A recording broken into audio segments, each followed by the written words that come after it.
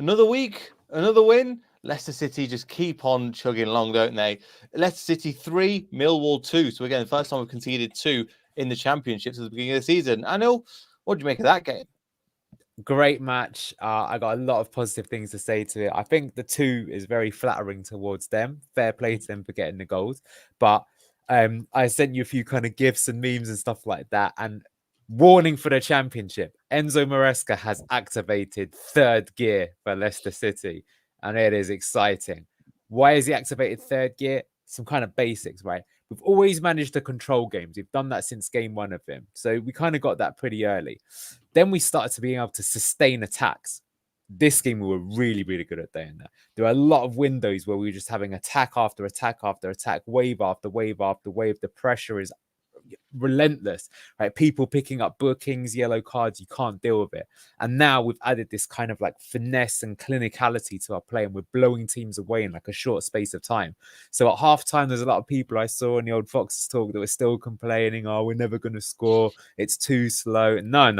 You just got to wait. You just got to be patient. I've actually got something that I wrote literally at halftime.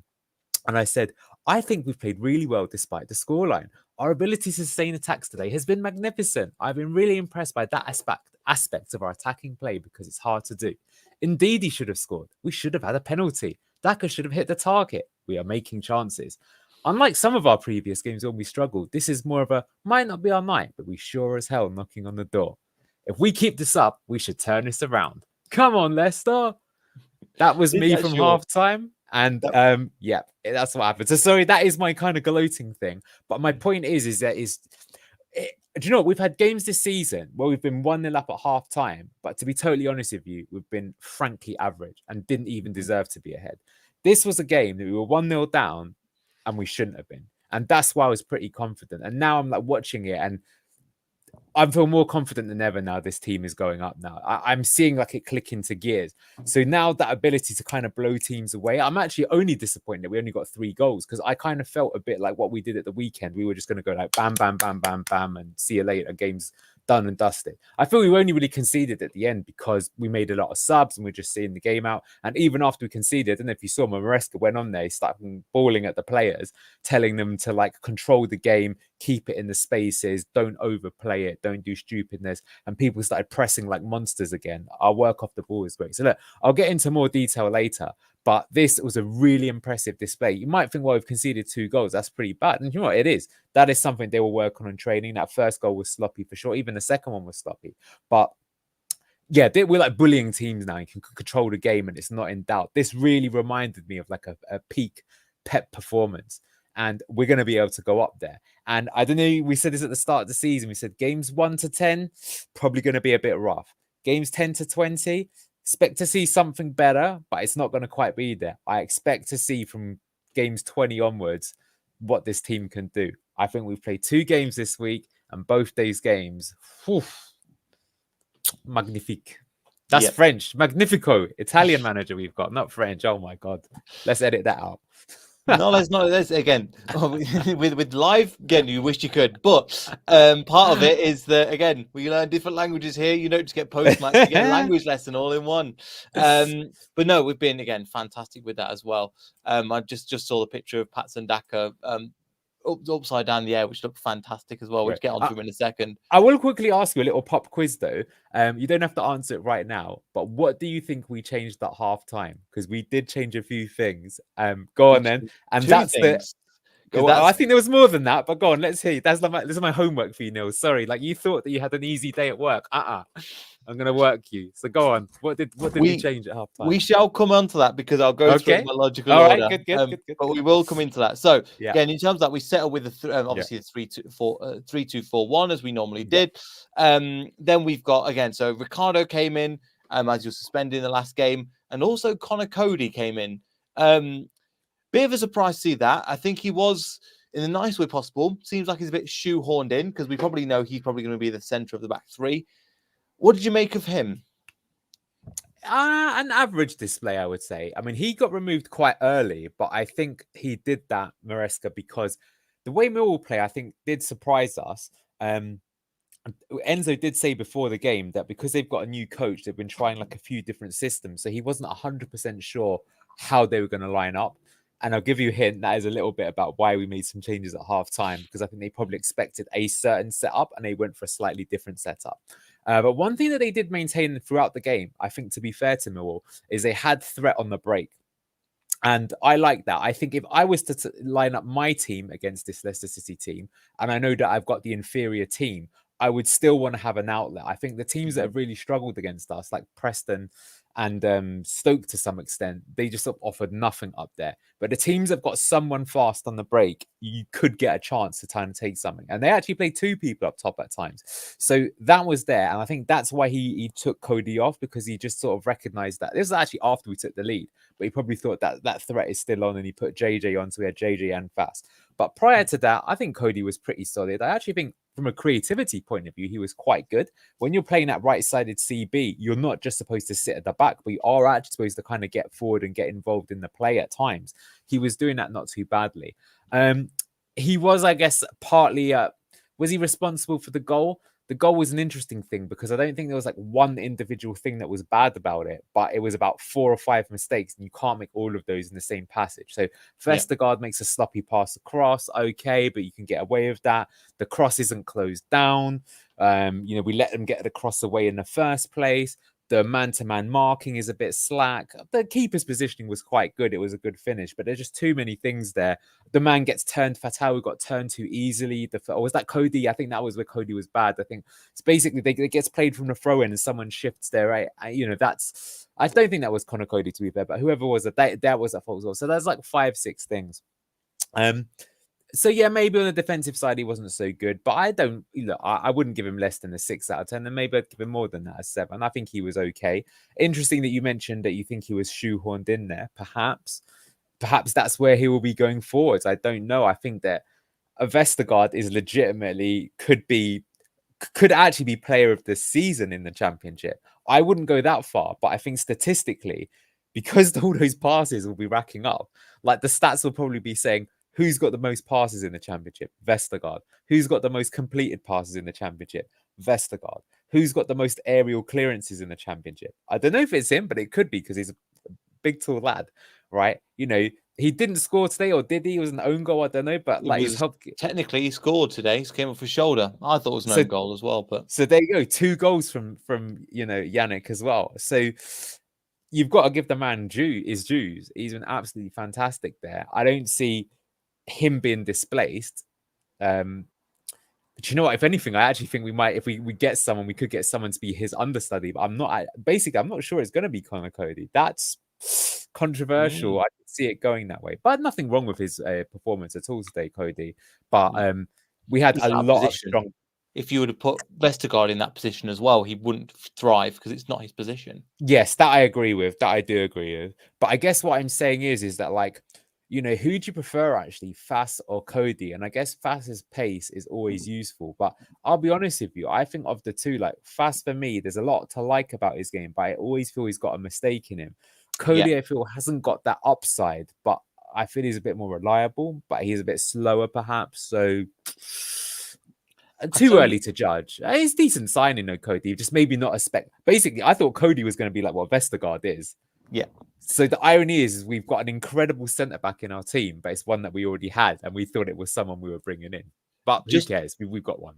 I'm with you. Just on that as well. The fact that Vestergaard, in how he's playing, is fantastic. Yeah. But I think I've got a feeling that Vestergaard will still leave at the end of the season. Cody will come into that place. So we looked at the likes of when we played against Liverpool. No way. I don't agree with that. I genuinely think that I don't think they'll sign him on extra deal, because he can be not even a 2-year deal. You can't get away with that in the Premier League. There's opportunities like this you've seen. For example, we played at the back, and even for the first goal, for example, there was a really good goal. To be honest, really well worked by that in that position. But Vestergaard just almost rooted to his spot, didn't get anywhere near the attacker, and headed it in. Great goal, but at the same time, I think Enzo's looking at that going, is there something we can be improved on this? No, I don't agree there. The reason I don't agree is I almost think that, like, we might call Yannick a centre back, but it's almost like in a system that we're playing, he's not. I feel that player actually has to have more of a skill set that is closer to a Yuri Tillemans than a Wes Morgan, if that makes sense.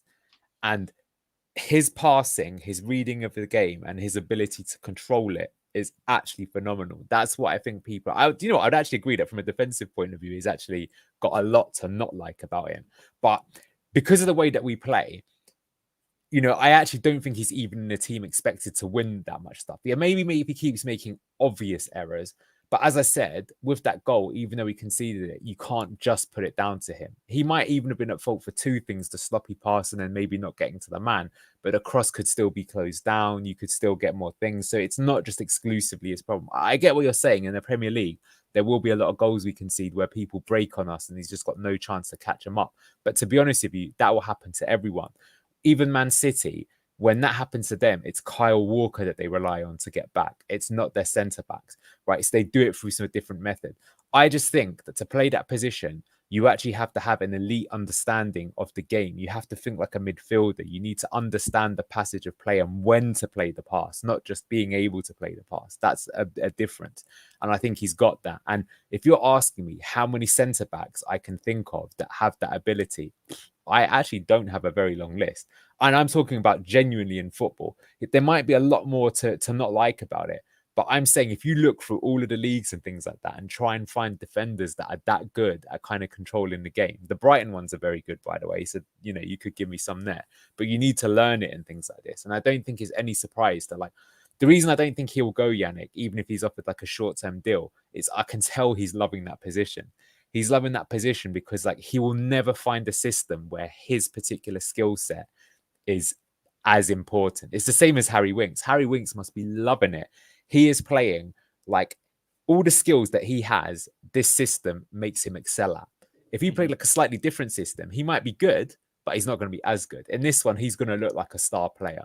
So, we'll see. But I would be very surprised. Yeah, I think get used to seeing Yannick the Panic in a Fox's shirt for a while to go. And I actually think, I know a lot of people say that, when we get to the Premier League, he's found his level and etc.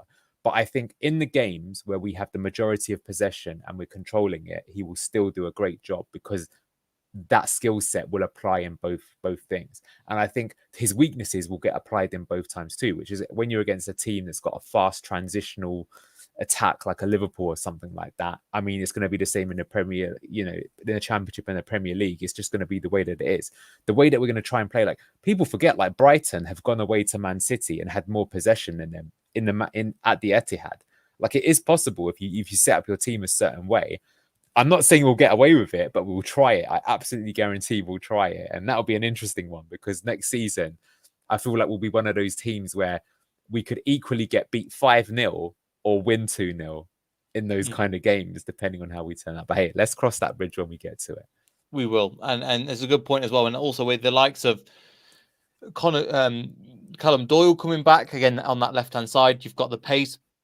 James Justin looks like another player that's got that pace and covering behind as well. So I see what you mean. And another thing, again, just to not speak on, because we could literally speak on Yannick Vestergaard for another 15 minutes. Could be a special episode. Yeah, just on him himself. He took a free kick, which I was like, he's not going to take this. The word I put, pleasantly surprised. Because I was thinking, the last player that I remember centre-backs taking the free kick was Robert Huth, which went pyom for the Stoke 2-0. That was the last one I saw. Everything was great apart from the pace on the shot. I was quite impressed with the fact that Yannick's taken from 25 yards out, is taking that free kick. He scored them before. I also believe that he started his career as a CDM, as basically a Tielemans-style playmaker. It's interesting because if you look, there's two players. Actually, there's loads of players in our team that are like that. Hermansen started off as a winger and got moved into goal. Did you see that bit where the ball came to him and he chested it down? Yeah, he got it. Oh, I think it's at the 60th minute or something. The ball comes through, something he literally just goes and pops it down onto his feet. I was like, bro, that's just wow. For a goalkeeper to do that. Yeah, but I mean, it just shows you that he might be good. I bet you he could play League 2 football as an outfield player or something like that, right? He's obviously got some talent there. Yeah, Yannick probably started. Yeah, not probably. He did. He started off as a midfielder and then he got moved back to be a centre half, probably because he was too slow and not mobile. So he's not good at playing out playing through the corners. But that's why this position's ideal for him, because he doesn't need to turn. It's all in front of him and he can see the whole game and he's great at that. So there, you got that aspect. You've got Wilfred and Diddy, who everyone thought was a number 6, but it actually turns out is a prime attacking number 8, who had another incredible game today. What a cross that was for Patson's goal. So we've got many players like that. Oh, Ricardo started off as a right back, and now it turns out, oh no, he's not a right back. He's actually this incredible central midfielder that can play as either a 6 or an 8. Well, might have given away what one of the changes was.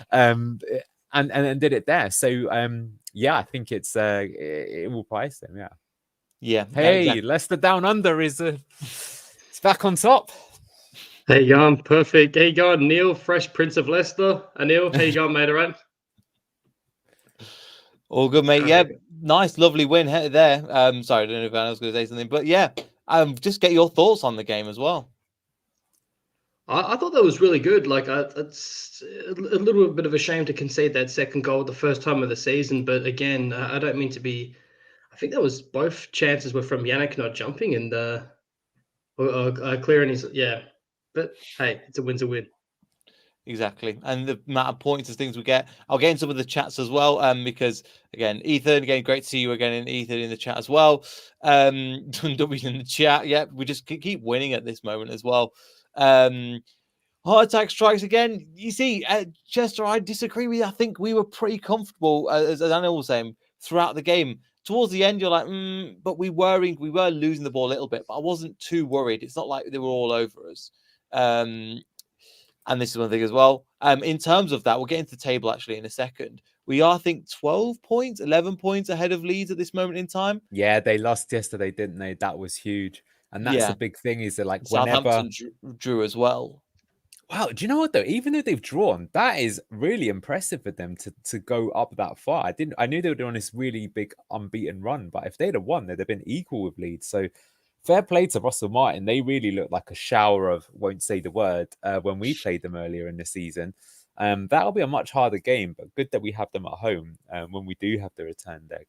So you've got to take them seriously. But yeah, I mean, just the thing is that we're consistent. We're getting the points, and like if we don't even need to quite maintain. Well, we actually are not maintaining the pace that we had a bit earlier on in the season. But you know, if you keep over 2 points per game, it's just not possible to catch a team that's, you know, because go back to that table again, because you know, let's say that so look at that, right?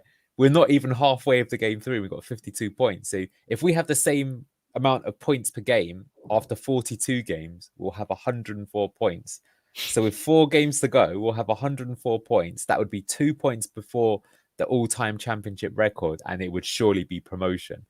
Although I do have a suspicion that this season, because if you look at Leeds there, they might well end up, or someone might well end up getting 90 to 95 points and still not getting promoted. And that will feel a bit like that season that Liverpool got 98 points and still didn't win the Premier League title. It'll be like, on paper, you cannot really have a go at your manager if you don't go up with that many points. So that's still a bit of a word for warning in that, like, you know, no, I'm pretty sure I saw something that said that prior to this round of fixtures, Leeds this time last season would have been top with their tally. And it's just that the top 2 this season are absolutely taking the piss in what they are. And then I keep saying though, that even though I'm really impressed with us, I did not expect us to be top round now. I thought we'd still be in a playoff positions, but looking good. You got to say, Kieran McKenna at Ipswich, that is insane job to achieve that with their lack of resources. Like their budget, I believe, is like less than 1/5 of ours. It's something like maybe 10% of ours. So that's an incredible. We sold job. them. What's it called? George Hurst. Yeah. George Hurst, and he's got 5 goals and 5 assists so far from 1.5 million. Yeah, nothing.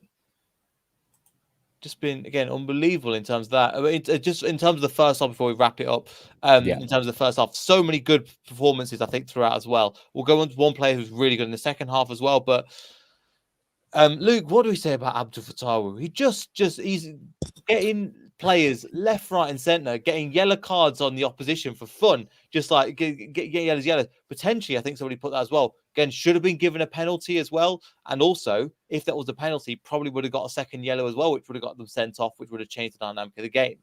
I'm not going to touch on it too much because even though it was obviously a pen, I still think, yes, but it's still not VAR, so I'm still happy. You beat me to it. I was going to say it. Yes. Thank VAR. You knew it was coming. And then just with that, but what did you make of his first half? Because that was incredible. Me and Anna were messaging privately, and he said it best. It was Fatawu versus Millwall.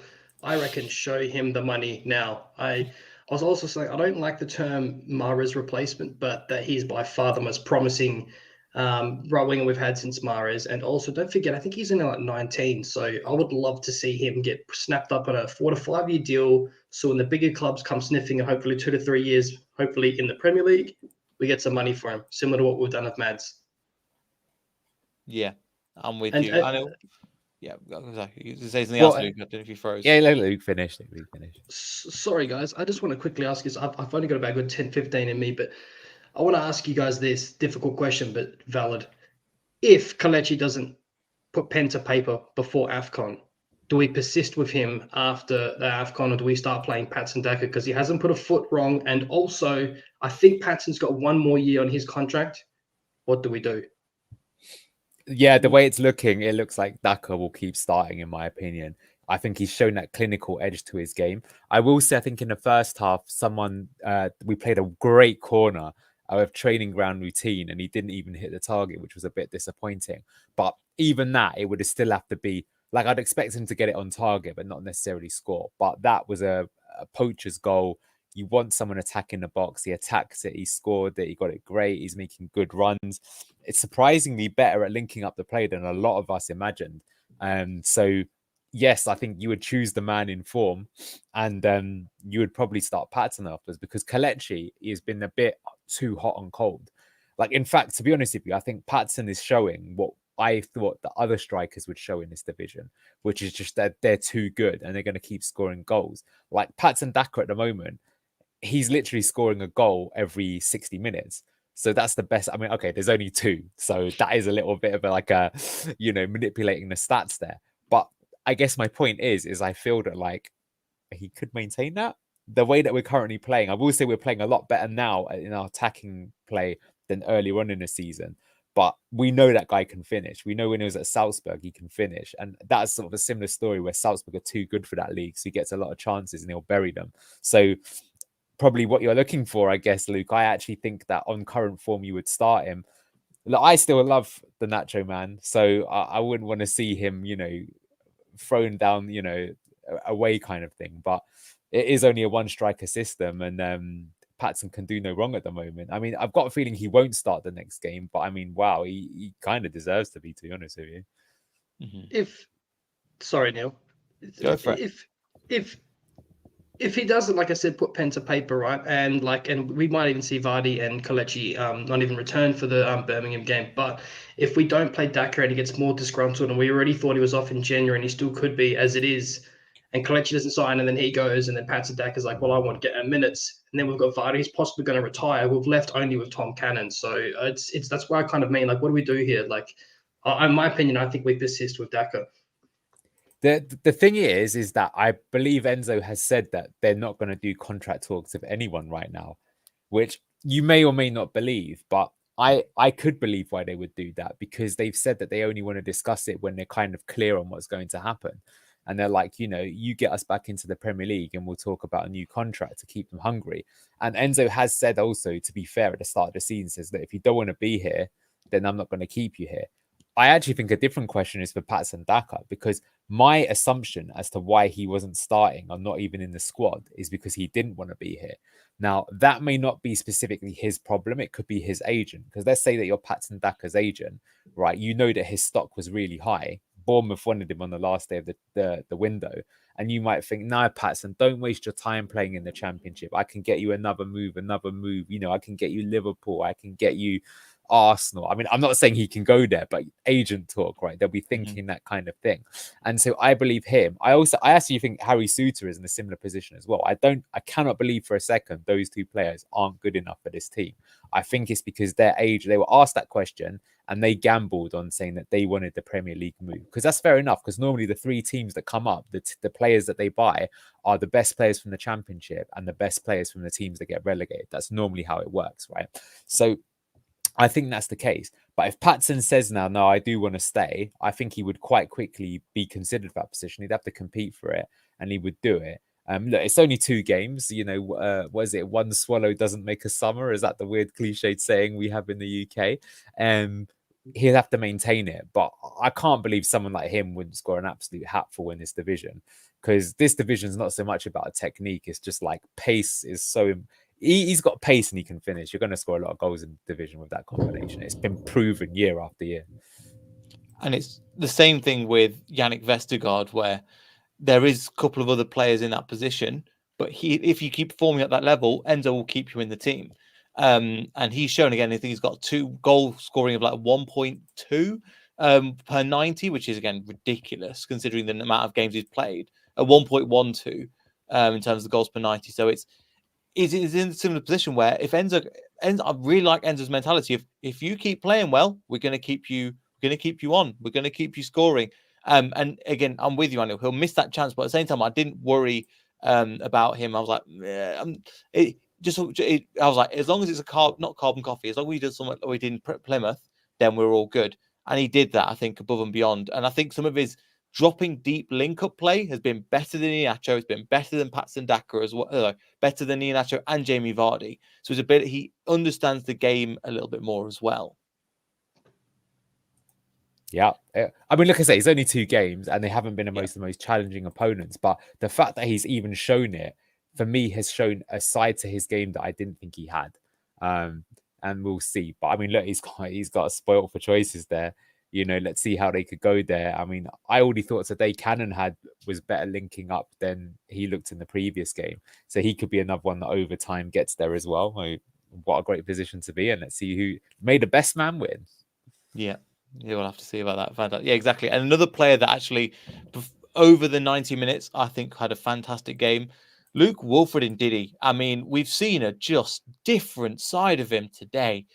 It's just where's this player been? And I know we keep saying that most weeks, but he's getting better and better and more elite in that position, holding down both the left and the right side, which I know is one of the things that we're going to mention later. Anil, he's getting in that positions of that deep position. Indeed, he's looking unbelievable. He's looking unbelievable. He's looking better since he's come back. Particularly, like I think I got it all wrong. I said before, like I think Fatau and Makatia, Makatia and Ndidi complement each other. It's the other way around. Like I was saying to Anil before, that move they make down the right hand side together is absolutely fire. Like that, you can tell that they're drilling at heaps, and it's going to be. I really hope we can keep Ndidi. He's just been a complete. We sorely missed him, and it's showing. Those games that he wasn't playing, he's just taken us from here to there. Yeah. He's just been brilliant. Just looking at the statistics now, 4 goals and 2 assists, and Diddy's got. And for me, he was man of the match actually. Even though Fatau could easily win it, he could. I think if you give it Fatau, I certainly would not argue with you because he was absolutely electric. But I just feel that Wilfred's all-round game, actually, what he was doing in this game, which was a bit surprising, is he was dropping deep sometimes to link the play, and even that was looking really good. So his all-round, game was exquisite, really. As you say, what a revelation he's been. I think for him as well that, like the other players, he'll be enjoying it. Like after you've had that kind of new lease of life, do you really want to go back and keep playing as a 6, or do you want to play as an attacking 8? Like, your football career is short. Do you want to sit in the middle of the park looking at all your mates do the cool stuff and occasionally win it back and give it to them? Or do you want to be the guy that's getting on the score sheet with the fans singing your name? I know that, I don't know if you know, but they've changed the song from Wilfred Ndidi will steal the ball from you to we'll give the ball to you. To take, so I love that, Yeah, it's I think he's just been I'm with you. I had him as match of the match as well. And they actually changed again. They've changed at half time because you're thinking with them players on the yellows, the fact that it's all Fatau, everybody's thinking, right, we're gonna give him the ball a lot more, and we're gonna keep doing the same thing. Enzo made some slight tactical change, which I'll bring up at the moment as well. So this is my kind of oh my god, I'm feeling like a proud dad here, where like your kid has one just got like some incredible. This is what I've got in my in my repertoire. I'm glowing here. I'm absolutely going. Oh my god, keep going. So this is how we changed it in the second half. Are you proud of me now, Dad? I am. You're gonna have a good Christmas present this year, Neil. If you celebrate that holiday, I don't even know, but if you do, you will be. But we changed it again. We still kept out, and Mavididi came out of the wing, but we pushed Ricardo up into that number 8 position. We then left Winks as a single holding. And Luke, the way we even started that second half, again, Ndidi's shot was saved by Sakic fantastically. That could have been a goal, another goal for Ndidi. Straight out of the traps, we come out the second half. And in this formation, we look to blow teams away. Fast as well, direct. Like, we come out firing that second half. Same as last game as well, man. Like, we just absolutely, like, how many goals, those 2 goals, how many minutes apart were those? I'll have to pull that up. Because that I believe it was 6, yeah, very similar to last game. Yeah. And it was something you think you mentioned earlier, I just missed, like interchanging as well, Ndidi on both sides. Like, it was just, he's always at the right place at the right time. I couldn't be happier for that. Can I ask you quickly why okay, so there's 2 things there, right? So here's the pop quiz for you. So why did we push Ricardo forward and why did we swap the 2 over? Luke, do you want to go first? Or no, sorry. Okay. I think in my opinion, Ricardo was pushed because we didn't link the play enough in the final third. And we didn't get the ball in that final third. I don't particularly know why we swapped Ndidi and KDH because okay. So this is just my observation. We'll have to ask Enzo, but my suspicion is this. They played a 5-3-2, so they were defending with 5 men back. So in the first half, when we were attacking, we were going essentially man for man in the attacking phase. So we didn't have a spare man. If you listen to Enzo, he's always about the superiorities. We even said that pre-season. He's all about superiorities. So he's pushed Ricardo forward. So it's 6 against 5 when we're attacked. So we always have the free man. We can find that free man and we can score the goal. And that's why it's so explosive, because in the first half, it's 1 against 1. In the second half, it's not 1 against 1. It's like 1.1 against 1. So you'll notice that. And if you remember earlier in the season, when we played Preston North End, we actually started with Ricardo pushed up because Preston in their previous couple of games had the 5 at the back. But he changed it at half time and put Ricardo back next to Winks, because what was happening is they were not playing 5 at the back, right? They were playing 4 at the back, which was the surprise, right? So they were actually outnumbering us in the build-up phase. So then he sorted out, and again we kind of destroyed them. So that's why we did that. They were clearly doing that. The other thing that happened is because of Mr. Fatawu, who is having such a great game, is a number of their players got booked, and they decided to move one of their inside centre backs for another player, and the player that they brought on was not using the right foot. He was using a different foot to the one that had been replaced. So they had a left-footed player and they replaced it with a right-footed player, or the other way around. I forget which one it is. But this is a big thing that we've talked about. It's not why does he do it? So what he's doing is he's looking at what foot they play with, and he starts them on the other side so that they get tired. And then when they are tired, then he flips them on so that you have the stronger foot against them. So they're used to darting one way, and now that they're tired and they have to go the other way when they really need to make that challenge, they don't. So you see this trick that he uses it quite a lot. It's kind of interesting that he does that. He's playing the long game in the long con. And those changes were some of the better ones that he did there. This game, what he didn't do is, in the previous game, what he did actually is he changed the pressing trigger as well. So, last game we were talking about how Wilfred played the highest up the pitch, and normally it's Dewsbury Hall. So what we're looking at is when the other team's building up, the concept of a pressing trigger is there's something that makes the team push forward and they start to press together. Because if you just do it one man at a time, it doesn't work, right? There's just holes everywhere. It's Frank Lampard ball and you get destroyed. So what we do instead is, it could be, for example, that the goalkeeper starts playing it. You make the press. Normally what it is someone on the ball, they make a certain pass and they get it. And it could be either when they receive the ball or when they pass the ball. So what we tend to do in the games is we're looking for a specific player. And when that specific player makes the pass, they do it that way.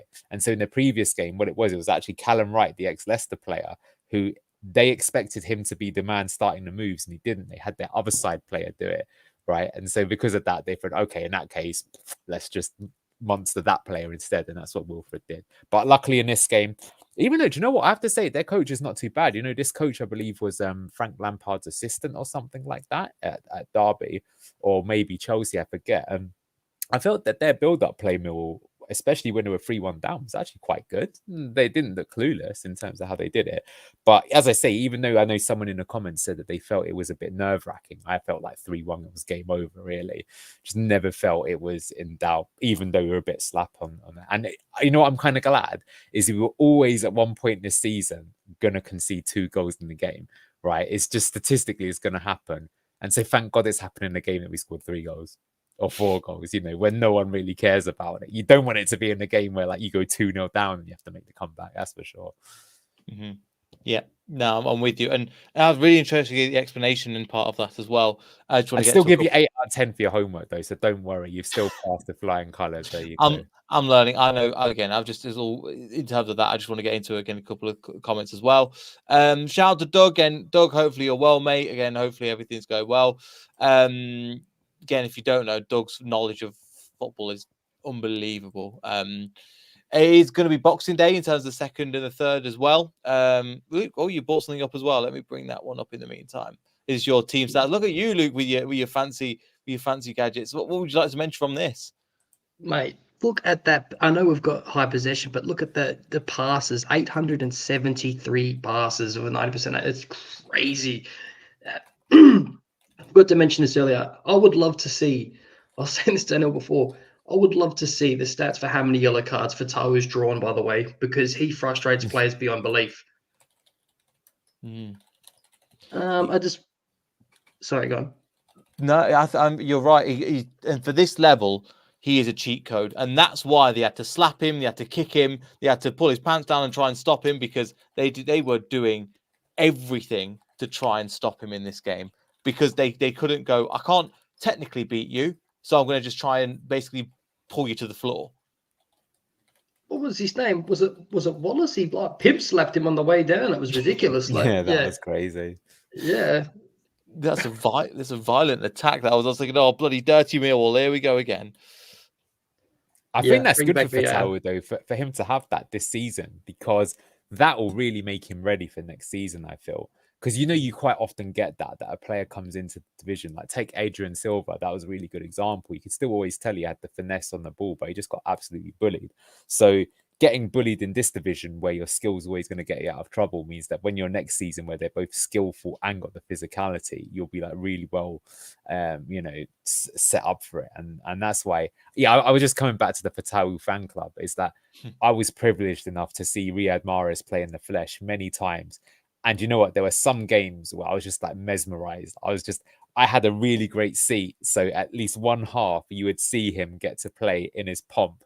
And some of the things he would do, I was just like, I haven't seen a player in the flesh that good, like really, because, you know, if you support Leicester, you don't really see players sometimes for the other team and stuff like that. But to see a player like that week in, week out, it was like, wow. You know, and like, I don't know if you caught it this game. There was one where he just took it down out of the air first time, put it down. That was great. But he also did, like, I've never seen Riyad do an elastico. I don't know if you saw that. He did an elastico to get past the man and put it in the first half. I was like, wow, this is, you know, what a player. So he's got that flair as well. I love seeing that kind of stuff. So I'm definitely going to be going to a game soon. I think I won't even bother with the tactics. I'm just going to watch.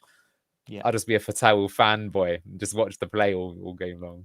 It's great. And also, when you go down, you can, again, isolate certain players. And I love watching how wide they spread the game. Literally, you can see them sometimes on the TV, but when you see it in real person, how wide both they just stand on the touchline, and they're standing not that far in terms of in front of Pat Sandaka or whoever the striker's going to be. And they're just standing there waiting for the ball. And the 1-2s we can have as part of that. I think it was just some phenomenal play in terms of that.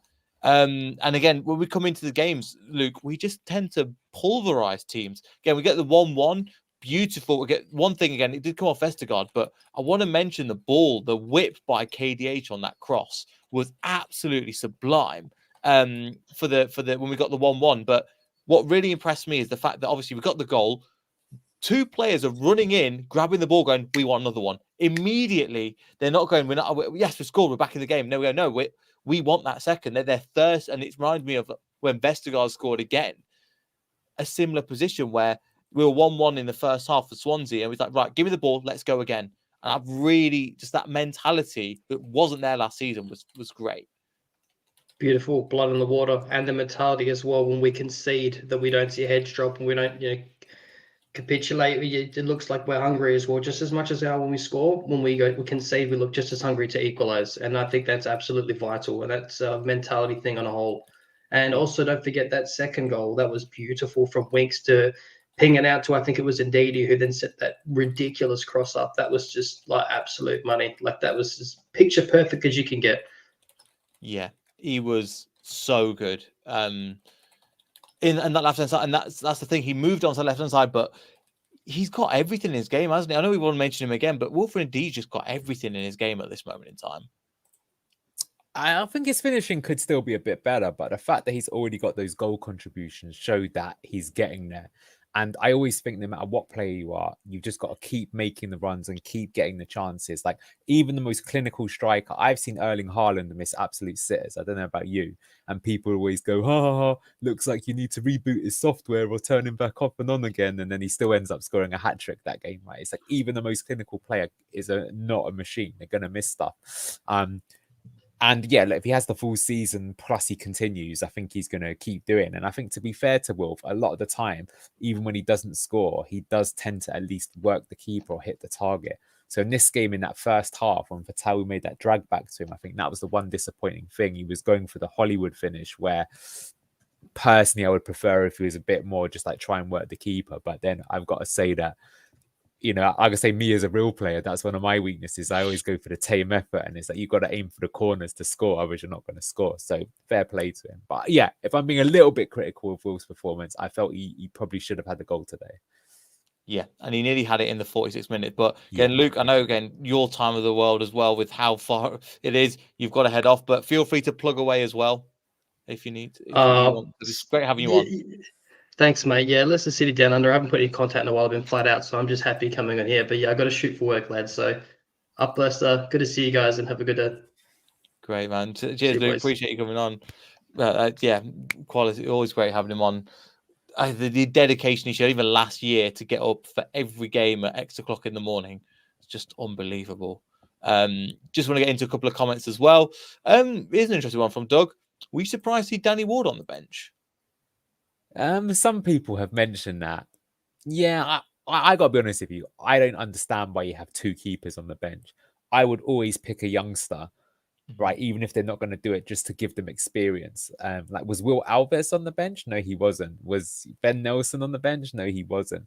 Like, Nelson that's was. just oh, was he? Okay, well, that's good to see. But I mean, yeah, I think I would always do that, even if it's like one of the under 18s and they're not going to play, but just give them that experience. And I would treat that as a competition to be like, okay, you and your under 23 group, whoever's been the best player this week, that's going to be your prize. You're going to experience what a match day is to like really kind of to spark them up. But yeah, whatever. I suppose you got so many subs there, it isn't really going to cost you.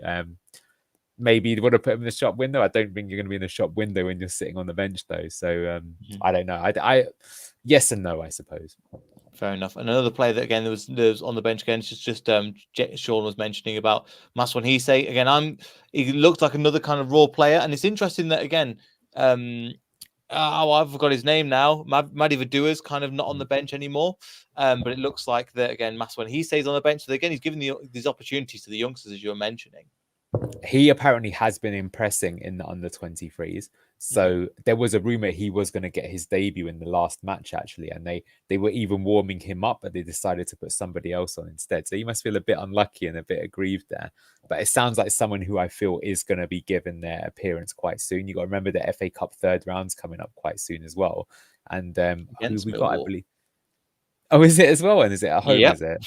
Well, there you go. So, I mean, that'll be, but I have a feeling we'll play a slightly weaker team for that one. And he could well make his debut there. I think certainly Stolarczyk will start that game. I'm pretty sure so. And again, at that time, again, Danny Ward probably will. I'm with you again, just to check there. The Den, Saturday, the 6th of Jan, again, Millwall away. Another weird one, just something that I spotted, which was very, very strange. Just want to show people. Friday, the 21st of March, 28th of March, we've got Bristol City on a Friday at midday. Don't know where that's come from. Because that isn't that Good Friday, isn't that Easter? Oh, is it East? Oh, never mind. Is that why it is? Yeah. So we get the day off. It's. I'll be honest with you. Easter's one of them weird ones, isn't it? Where some years it feels like it's in March, and sometimes it feels like it's in May. It's just random because it's based on a lunar calendar. But it must be that. Fair enough. No worries. And just want to say again, thanks to Doug again. Thank you for the £5 again. Really, really appreciate it, mate. Again, hopefully you have a good festival season with your kid as well now. Again, congrats on that. And again, it's great to meet you when we were down in Edinburgh as well. So thank you. Well, again, thanks for that as well. So yeah, thanks for the £5 and hopefully again get to see you soon with that one as well. And just coming into that again, thanks again, Doug, for the £5.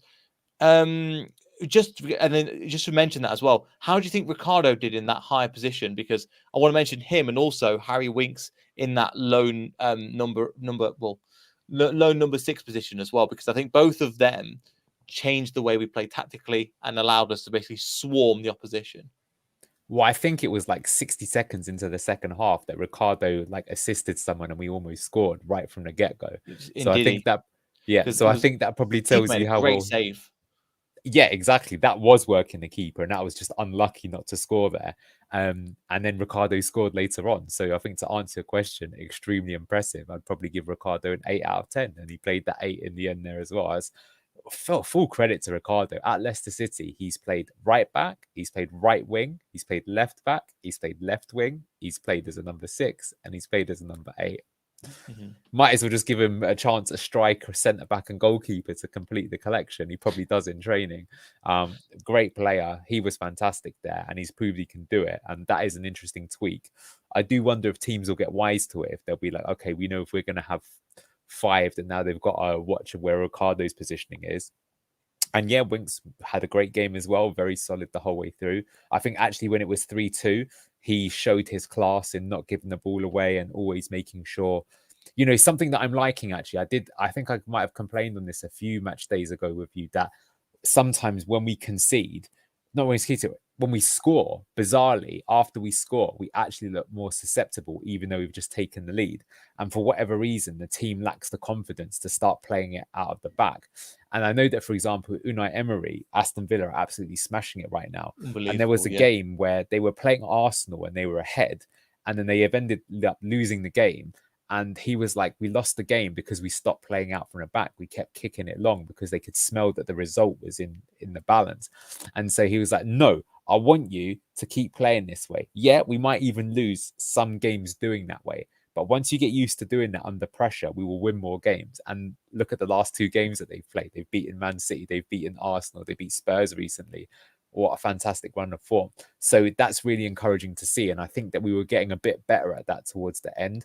And Harry Winks played his part in doing that. And I still think, I mentioned we got to 3rd gear. That's how we start getting to 4th and 5th gear, is you should always be doing that and just be in complete control of the football, that wherever it goes, even though that first goal that they scored was maybe preventable, look, you put in a good cross and a good header and you've always got a chance. And so I'll give them some credit on that. Right. But you can always control, manipulating it so they never touch the ball and moving it around and things like that. So that's where we've got to get better at. So, very solid game from him too. Yeah, I think he would get really good. And also Ricardo going into that position. And for me, again, Winks, Ndidi would be my man of the match, but a close second would be Ricardo with his different positioning and how he's able to play. It's just ability to link players. And as you were mentioning, his ability, I would have going through over solid ground again, but again, his ability to play pretty much anywhere on the pitch, and his ability I don't know how to. There's been so many times where he's been able to break the pressure as well. Maybe not in this game, but before, where took a touch, 1-2, get past somebody, and then just drive. He's just got everything, man.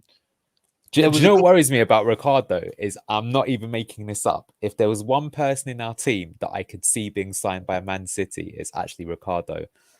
Yeah. And the reason why, despite his age, despite his injury record, is his versatility, his ability to play in traffic, as Enzo likes to say, his ability to read the game, his ability to be flexible in positioning. Very rare to have that skill set, that intelligence. I wouldn't be surprised if Ricardo ends up being a manager, actually. It'd be interesting to see, because if he can think about the game that way, he clearly understands what's going on there. And honestly, if I was them and you could get him for not the most expensive price as a rotation option, so I don't want to give them ideas, but honestly, it wouldn't surprise me. That's how highly I rate what he's doing in this team, because he's doing some complex stuff that you can't just find the player to go in and do that. It's interesting you mentioned that, because I actually spoke to Matt Piper down at the ground before one of the games, and I'll speak to, because obviously he's had a horrible injury record. And I was mentioning, what would you say to? So he goes, I picked up the phone to Ricardo. He goes, because of obviously after he got his second leg injury, his second time for that of a long period of time. I can't remember the exact injury he had. It was ACL or something. And he mentioned that what he's recommended to him was go and read about tactics. Go and read about. You might not become the best player in terms. You might be able to bomb up and down the wings all again, but be in the position that you need to be in. And he goes, I won't say that I encouraged him to. I'm the reason why he's done it, but he goes, he's gone away, and from what he can see, what Matt Piper was saying, he's read about the game. He understands where he needs to be in certain positions. So not just in this game. I think the Leeds game was a good example where the backline was a complete mess, especially in the first 15 minutes. And Ricardo was hoovering up everything to just try and save it as like the CDM role. Wow, there you go. So he knows what he's talking about. Those old pipes, doesn't he? So yeah. So again, I just thought it was an interesting insight. There was another play. There's another thing as well that I'm going to try and find it. If I get the time, I will try and go through these. When they was mentioning at the beginning of the season, Ender was mentioning about where have I got the specific names as well? There were 6 players that were said they're not interested in being here, but they found out the tactics. Interesting. Here we go. And they flipped it around. Have you any guesses who you think they are? Man, there's a lot of them here to go for. I guess Ricardo Pereira, Wilfred Ndidi, Dennis Pratt, Yannick Vestergaard. Vestergaard was one. Yeah. Yeah. Wow. So Dennis Pratt wasn't. I'm convinced he was. So Ndidi and he mentioned Ndidi and Iheanacho before, but then James Justin was another one. Yeah. Well, he met him on day one as well. Okay, that's interesting. Even though he got James left Justin, out of the team. Ricardo, by one players, and he mentioned when we had the interview that he wanted to only have people that were committed, and he mentioned that I want to go through this because there's some really interesting stuff here. In terms of the philosophy, he loves the Guardiola stuff, but his main inspiration as a manager wasn't Guardiola. It was actually Pellegrini. Yeah, he has mentioned that, which is kind of funny because Pellegrini, I think he did win the league with Man City, but he was also in charge of Man City when we beat them to the Premier League title. And I always, that team had Kevin De Bruyne, Raheem Sterling, Zabaleta, Vincent Kompany. That was a stacked team. They should never have allowed that to happen. So, and plus at West Ham, it was a bit of a fraud as well. But prior to that, Pellegrini was at Real Madrid. He was really good at Malaga, which is where I think he had Maresca, didn't he? So that's very interesting. Maybe we've slept on Manuel Pellegrini. I think he's at Betis, by the way, now with Jose Perez.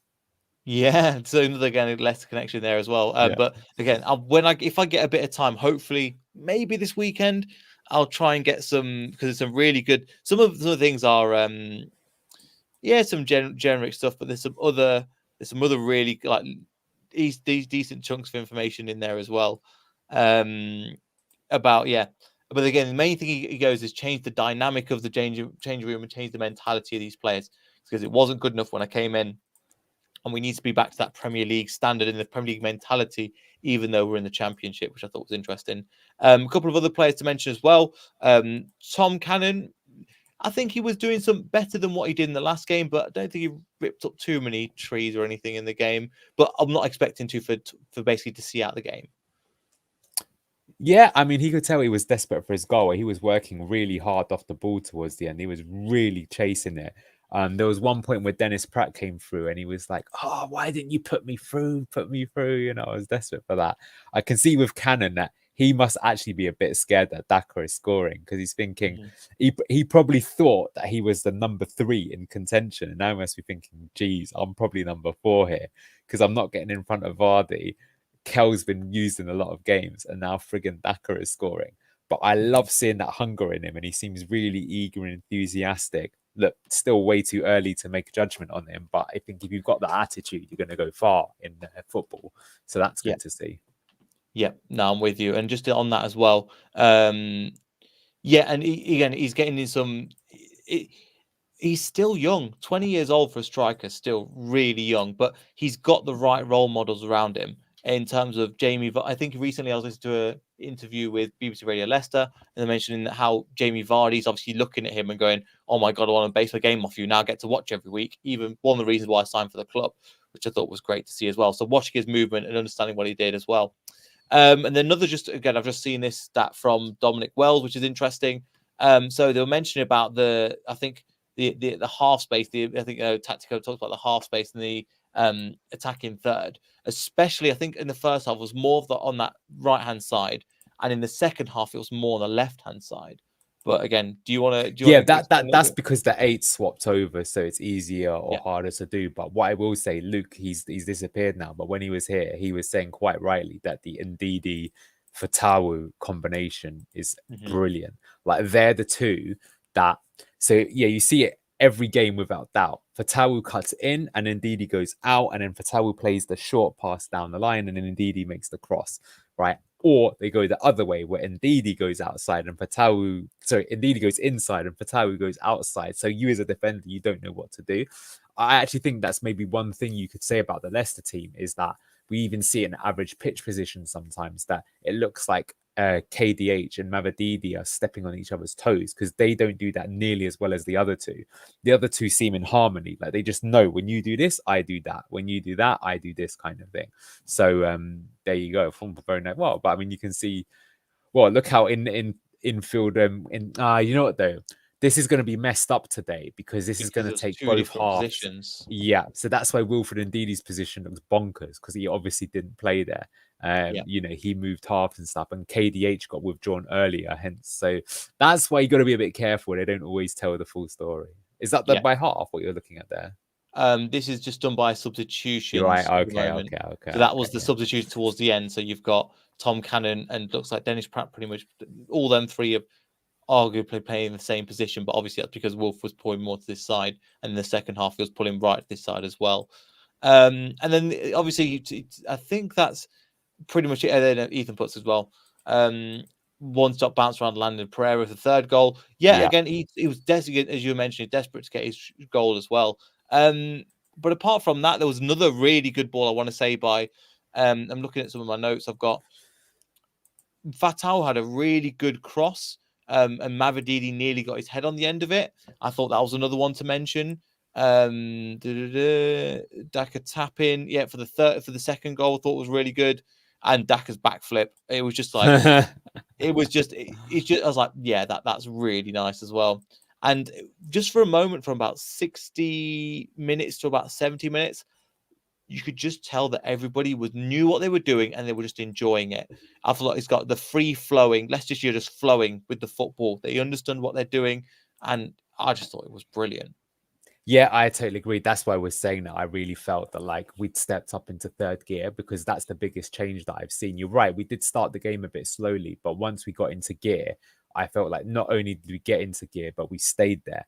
And in fact, we only came out of gear when we made the late subs and we lost the harmony in the team, like the rhythm, you could say. Other than that, it was really good. So that's the biggest difference. And that's frankly what I was hoping we'd start seeing in this kind of set of games.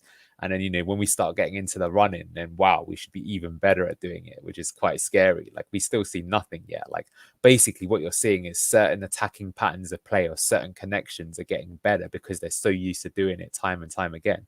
So like Wilfred Ndidi going onto the byline and cutting across. So he did it against West Brom and he did it with his right foot. Today he's done it with his left foot.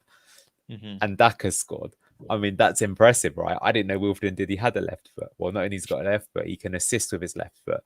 He's attacking the box. So this is extremely impressive to see.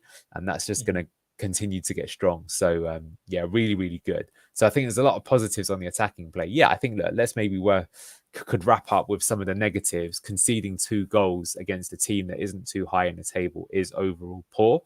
Both the goals were headers, I believe, and not the best. Avoidable. The second one as well, we're in total control of the game. Why have we kind of let them get back into it a little bit? Why have we even given them that chance? unnecessary bit of complacency. I would agree with both of those things. So definitely things to work on. So that's something to kind of look into. Yeah, so I think we didn't hold on to the ball well enough, in my opinion. Even though I was quite confident, I don't think we managed the game out. When we're 3-2, we should go, okay, look, bit of an incident, drop the egos, right? Let's just play the ball around a little bit more. And you don't think we did that? That's interesting. I think we did not I think do Tom that Cannon when we were lost it a few 3-1. more. I think the midfield lost it more than I would like them to. So I didn't think that we managed the game. I wasn't unconfident. I was like, oh my God, everything's going wrong. But I was like, I'd like them to do it better. Okay, that's fair. That's fair. I mean, yeah, like I said, my opinion was that I felt that at 3-1, I would 100% agree with you. I think that at 3-2, I actually think we improved that a bit and some of the players wised up a bit. But look, I still get what you're saying. Like, I think a really top team at that 3-2, the other team never touches the ball. They literally never touch the ball again. The only way they get the ball is like they've pushed the player off to try and win a free kick and we win it instead. So I would agree. Like, again, you know, you're kind of taking, like, it's nice to see that clearly the team wants to be more attacking. I get that. But I think especially when you're, like, I often think as well with Leicester, like, you know, why did we underperform a little bit in Europe? And it's because you don't have that experience of being able to handle that big game atmosphere. Like, you know, yeah, there you go. Oh, well, I mean, that's one of the best ways that we play. So yeah, we need to do that though under pressure, right? Like, you know, imagine you're like playing away at Galatasaray. Like Manchester United recently was a good example that they were 2-0 up, weren't they, away at Galatasaray, and they managed to find a way to draw it 3-3. It's like you need that experience and like be confident in your ability when the crowd is hostile. And look, we're a long way off Europe, but you know, a man can dream, though. Yeah, well, we'll get back to the Premier League for the first thing, but I'm with you. I think another thing as well, just to I literally mentioned, I mentioned this in my notes, and then they scored a minute later. I said Millwall aren't tiring like most teams are. And normally we see a team go, oh, we're exhausted now. We're going to try and we can't run round like we used to, and then we can play it round them a little bit more. I don't think Millwall quite did that. And then a minute later, they said Millwall aren't tiring. I forgot what the guy they kept mentioning. He was on loan from Arsenal. He had a double-barreled name. What was his name? Was Morton Cuffy. He was causing a lot of problems down that right-hand side. Real battle on that, I think, against Ricardo and on against James Justin at times as well. I think he came alive a little bit towards that second half. Quite impressed with how he played. But again, they got the goal and it kind of out of nowhere. But this is the Championship. You don't clear your lines. Nobody's, again, it's not to end on negative, but that set piece defending does need a little bit of work. And just, I don't know if Hermansen dropped it but nobody was taking charge of it. And I think that was a slight problem as well. Again, I'm not here criticizing the team. It's just this is an area that we can improve on. Oh, I think, do you know what, Neil? I think we should criticize the team more. I think that is important. You can both love and support your team and not be completely blindsided. That's the, you know, I don't know what you're going to call the video. I would suggest calling it Leicester reach third gear or something like that. But how do we get to fourth gear? That's what fourth gear looks like, right? Honestly, this team, as we start getting towards the end of the season, we should be winning 4-5-0 every week, in my opinion. We've got way too much quality for anyone to handle. And the pattern should be that like teams start off okay, it gets worse, and then there's just a point where they're just completely hanging on, and then they just collapse. And when they collapse, it's not they just collapse, but like within 15 minutes, they're 4-0 down and it's game over. And actually, people do go home at minute 70 only because they know that the game's done and dusted. Although I still think that's terrible. I don't understand why. When the team, there is a real problem at the moment, and I don't know what the issue is. I know I don't go to a lot of games, but when I've been to the games, and I've been going since first game went through 2002, this is the worst. I want to speak to some older fans that have been going for a few more years. I'm really disappointed in this atmosphere. Last year, I can understand why it was all bad, but there is a lot of just people leaving early. The atmosphere in the King Power has been not great since 2018, in my opinion. I would agree, and I can confirm that people have said the same thing to me. I've experienced it myself the last few times I've been up there as well, and you know, it plays a big part because, like, for me, I don't know about you, I live in London these days, so for me to go and back is like minimum £100 all in because of the train ticket plus the other ticket. And so if you go up there and it's just flat, you're like, what was the point, you know? Whereas if you remember the glory days, you would go up there and you'd be like, wow, I feel invigorated. But I will just say one thing quickly, though, is that I did notice that today it did seem a bit more on it, actually. That might not still mean that it's good, but I could hear in the second half that it did actually feel like, oh, you know, like when the goals were going in, that they were really getting behind the team, and it felt that rumble. But yeah, I mean, you must remember it. Title winning season was absolutely even. Do you know what? Even before the title winning season, when we were doing the Great Escape and we were on that run, literally the stadium was doing this on a certain stand, and it was really fun to be a part of. And it was like, people that don't remember that, and not even that, 2012, 2013, 2000, with even the year that we didn't go up, that not Carl missed that penalty, the stadium was still, it wasn't completely bounced, but there was an element of there is a frustration, and it could literally be a half an hour topic of why that is. There's a combination of factors, in my opinion. I think a way to get it back, and people aren't going to like this, the clappers might be one of them, because people aren't singing, people aren't, they have a singing section, but there is real problems in the ground. And it's awful to see, because I really used to, I'm thinking, people, we're doing so well, and it means that the moaners come out a lot. I don't know if you've noticed it this year. The moaners are a lot louder because everybody's a lot quieter. And you're thinking, what are you moaning about? I understand a little bit, because there's always going to be moaners. There's going to be somebody that's win Man City and they're on 102 points. One of the players gives it away. Oh, it's useless, blah, blah, blah. That's going to be an element of football. But that could be another discussion for another day. It doesn't have to be like that, though. I mean, to be honest with you, that is not just a Leicester problem. That's a problem with almost every ground. I think there's very few that are still authentic. The authentic ones tend to be those teams that have historically always had great support. So to be fair, Leeds, Sunderland, they've been like that. Even Newcastle, although even they, I've heard it is starting to wane a little bit. And just the reason why it happened is because ticket prices were put up. Because, like, let's be honest, what happened is that in the 80s in England, we had hooligan culture, and that was a really bad time, right? Like, you know, I didn't want to, like, we're people of color, right? So I can tell you, in fact, here's a true story. The reason I support Leicester is that my father would never want to go to a football game because he was scared about being attacked in a racial assault in a game. So he wouldn't do that. So the reason I started supporting Leicester is I've got an uncle who's from Leicester, and he took me to the games because I was just so desperate to see a football match. He goes, oh yeah, you can come with me. I'll take him to the games. It'll be fun. And then I started going with him, and, you know, I started spending more time in the area, and, you know, became the second home and all that kind of stuff, right? So they've done that. And so the one way that they fixed it was, all-seater stadiums. And number two was actually by increasing the prices. The reality is it means that element is more expensive for them to go, right? So that makes it safer. That makes it more of a family atmosphere. But that also means that you lose a lot of that kind of tribalism and support. And so that's honestly why when you go sometimes to Europe and stuff like that, it's because they have fans that literally want to kick your head in if they see you walking down the streets, which I'm not saying is the answer. But what I will say, I don't know if you've ever been to those matches, but I remember going to see like PSG versus Marseille, and the atmosphere was ridiculous.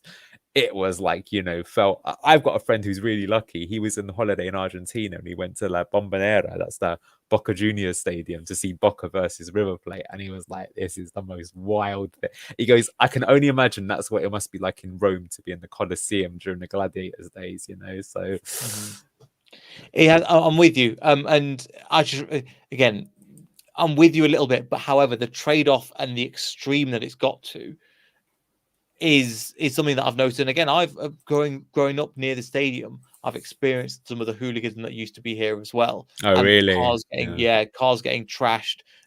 People go, look, parents used to be like, don't leave the house until people leave, and then we can start leaving. Not just for the traffic, just because there's a few dodgy people, we don't know who's out there. Again, this was as you know, with kind of growing up with like an Asian background as well, a lot of people don't want to get in the way. They're not asking for trouble, but some people are like, look, we'd rather just not risk it. Just stay out of it. And then if something does happen, I just don't want. So let's just stay in for a bit. So again, there was nothing massive there. Just before we finish, because again, we could go on for even more as well. I want to get some Enzo's comments before we finish as well. There's a really interesting, really interesting stuff up on BBC Radio Leicester. again, so we've put some. The second one's really, really interesting from Enzo. All these stats and numbers are important. We'll do even better to reach our targets by the end of the season. A generic statement. Now, this is the one I want to get into. Look at this lovely, lovely piece of thing. He mentioned specifically, lots of, again, exactly what you mentioned. We were surprised a lot. We expect them to play a 4-4-2. And what they've done in their new manager tonight's completely changed. So in the first half, we struggled to create the spaces. Against the back five was difficult. But in the second half, we made six against 5, and it worked better. Are you Willie Caballero because you're or you Enzo Maresca? Because you're saying exactly the same thing that Enzo's saying. No. Obviously, I'm going to totally activate smug mode. But what I would encourage everyone to do is now we're seeing these familiar patterns, and the thing is that so far we haven't really done anything, I think, to left field. The most left field thing probably would be that against Preston in the first half, that was the first time he tried the 6 against 5 because he looked at where they were playing. So Enzo says that it's quite interesting. He talks about like solutions and finding the solutions. I actually saw on Reddit earlier today, Pep Guardiola was sitting next to Magnus Carlsen, who is the chess #1, and he's considered the best chess player in history because he's got the highest ever ELO rating. And I asked Magnus Carlsen, he goes, "Oh, do you see any similarities between chess and football?" And he said, yeah, like in chess, it's really important to control the middle and know the positioning and know what to do. And Pep was getting the biggest hard-on I've ever seen. He was like, oh, this guy understands football, what I'm trying to do. And if you remember, Enzo Maresca wrote a thesis about how football is similar to chess.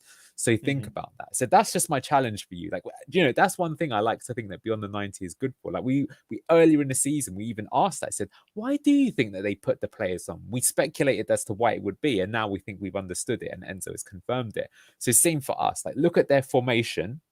Yeah, I always think that in football, it's so easy just to watch the ball and, ball go here, ball do that, and look at the player skill. And look, I love that stuff as much as everyone. I told you with Mahrez, I used to do that as well. But I encourage everyone to push yourself in the game. Sometimes, like, even try and take a break from it, right? And say, for the next minute, what I'm going to do is not even look at the ball, but I'm going to try, like, look at the positions, especially when you're in the ground. Look at, like, how they're standing, where they're standing. Look at when Leicester run the high press, what made them run the high press? Because you can't do it for 90 minutes. So clearly there must be, like I say, what was the pressing trigger? Can you work out what the pressing trigger is? Is there something consistent? Because you got to remember, you've met footballers. Footballers aren't the smartest. They've got to understand simple instructions. So their simple instruction will be, when Luke gets the ball, you press him. That's how simple the instruction is going to be, right? So look for those things. And normally within the first 15 to 20 minutes, you can start to work out the puzzle.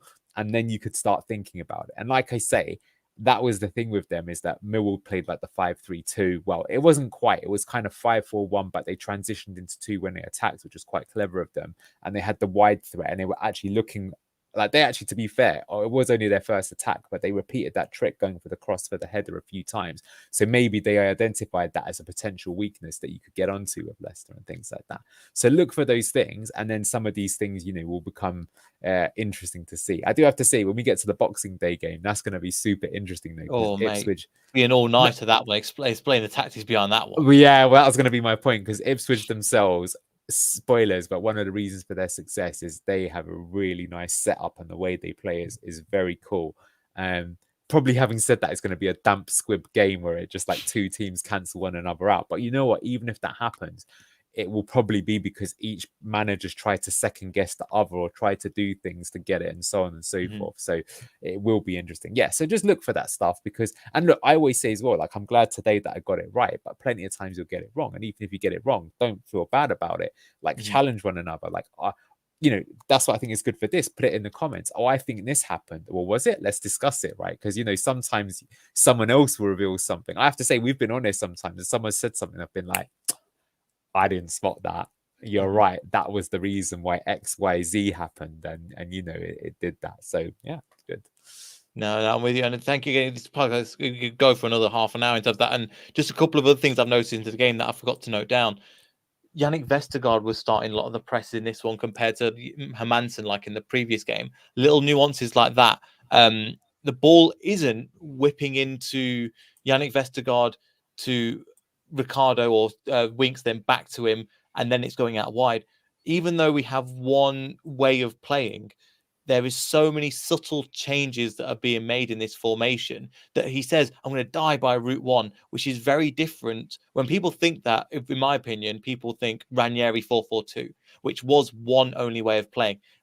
I've genuinely seen about 6-7 different ways of playing in this one formation. So it's when people say we've only got plan A, Enzo, I think, is doing that in also like a false sense of security. Because if you look at the system, like I think Leicester Till I Die, to be fair to Chris, showed it in one of his shows where he had like, here's the attacking sectors for Leicester, and basically it's like 33%, 33%, 33%. So it's like normally when you're a team, you know what side they're going to attack down or who their strongest players are, and it's like with Leicester you have no idea, it could be anywhere. That makes it really difficult to defend. So as you say, and now you can go short, you can go long, you can play it direct, you cannot play it direct. It makes it, very interesting and all that. So that's for sure. I will say that I think Ranieri deserves a bit more credit than that. Like what happened in the second half of that season is that teams stopped pushing because they knew that Leicester are a counter-attacking team. And that's why we got those games of grinding out 1-0, because other teams were actually saying, if we get a draw against Leicester, it's a good result now. Because at the start of the season, they thought they're a relegation battle team, we must beat them. Then they're like, whoa, these guys are a lot better than that. If we're battling relegation, we'll take the point. So we had to grind it out, and therefore the counter-attack was there, and we had more possession. And we weren't great at it, but we still managed to get the wins. We went a bit more direct. Like Leo Ojoa started becoming more important at that point in time, right? Because he's got the direct threat. But in general, I 100% grind out the games more as well. We started to, again, bring on Leo, and Leo would come in with a last-minute goal, or he would link up the play for a last-minute goal towards the end of the game as well. So I'm with you there. But again, we could talk about this another. Just again, ending up on Ranieri. Another thing that he mentioned, Enzo mentioned that he was one of the first people to call Enzo and go, "This is what kind of club you're getting in for. You're going to be in for a treat," which I thought was a really nice touch from one Italian to another. Yeah. So again, Anil, it's been a pleasure, man. Thank you so much for joining, and and just thank you for joining and all your knowledge and stuff you give to the programs and for the post matches. No worries, you're welcome. And hopefully everyone has been enjoying watching the team. It's been great. I'm getting more and more excited. I think we could really go places. Well, we clearly are this season, but I think even past that now, I was getting a bit frustrated recently because I just felt I was expecting us to go up the gear sooner. That we may still do a regression game, but honestly, I'm not just saying this. I think we had a regression game, and that game was Sheffield Wednesday. Yeah, 100%. And maybe that's because of the changes, but now I'm seeing what I feel is the next level, and that's exciting because now you're going to start getting to the fun stuff, and the fun stuff is scoring a lot of goals. So yeah. Let's hope so. And he's going to be even more entertaining than it is now. Again, thanks for all 42 of you that's still with us. We really, really appreciate it. And subscribe to that video. Again, Anil, I would get him to plug, but he doesn't like to plug his stuff as well. But again, just leave him in the comments out. He's been brilliant. Again, I really appreciate that. Subscribe, all that good stuff. And we'll see you all in the next video. So goodbye.